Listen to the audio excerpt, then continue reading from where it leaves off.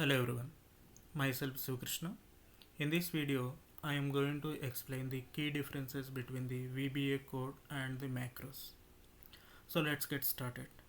Basically, VBA code we can maintain outside the Excel files. We can create a notepad file.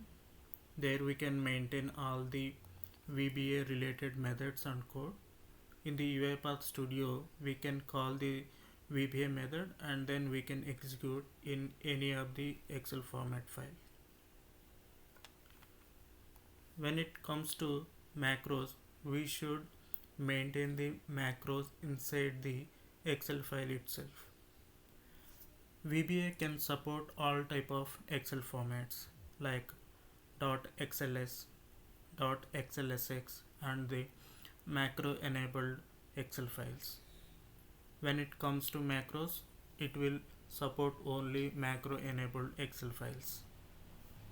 VBA code can work with newly created Excel files or already existing Excel files. But macros can work with the only macro created Excel files or the copy of the macro created Excel files. VBA can work across the multiple files, right?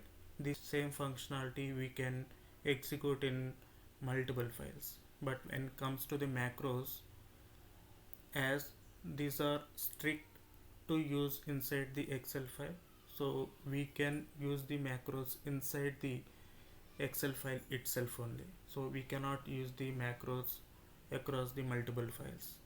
So these are the main key differences between the VBA and macros. Hope this video is helpful. Thanks for watching this video. Have a nice day.